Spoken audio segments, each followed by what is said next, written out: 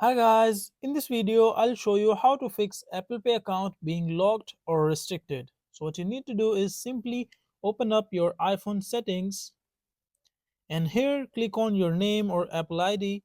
Simply click on it, and after that when you come here simply click on personal information.